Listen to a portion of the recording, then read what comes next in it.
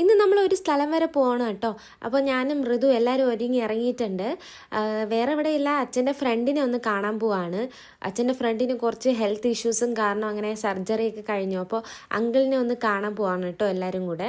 അപ്പോൾ ഞാൻ, അമ്മ, അച്ഛൻ, കിച്ചു ചേട്ടൻ, ശില്പ എല്ലാവരും കൂടെയാണ് പോകുന്നത്.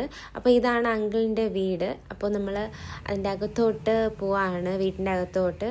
അപ്പോൾ നമ്മൾ ഈ അങ്കിളുമായിട്ട് ഭയങ്കര ക്ലോസ് ആണ്. സത്യം പറഞ്ഞാൽ ഫ്രണ്ട് എന്ന് പറയാൻ പറ്റില്ല, ഒരു റിലേറ്റീവ് പോലെ തന്നെയാണ് കേട്ടോ.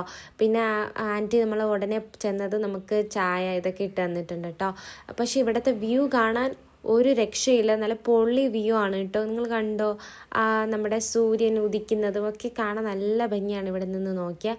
അങ്ങനെ നമ്മൾ കുറച്ച് നേരം അവിടെ നിന്നൊക്കെ സംസാരിച്ചു കേട്ടോ. ഇത് നമ്മുടെ സൈഡ് വശമാണ്, ഇതിൻ്റെ ഫ്രണ്ട് വശവും സൂപ്പറാണ് വ്യൂ.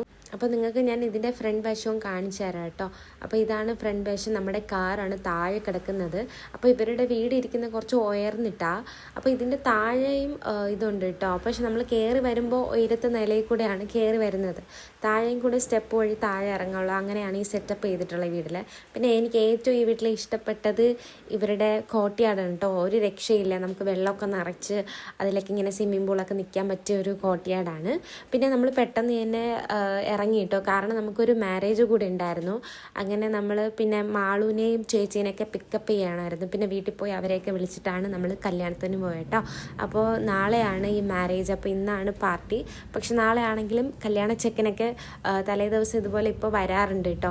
പിന്നെ നമ്മൾ ഫുഡൊക്കെ കഴിച്ചു വീട്ടിലേക്ക് മടങ്ങി കേട്ടോ. അപ്പോൾ ഇതാണ് ഇന്നത്തെ വ്ളോഗ്. അപ്പോൾ എല്ലാവർക്കും ഇഷ്ടപ്പെട്ടെന്ന് വിചാരിക്കുന്നു.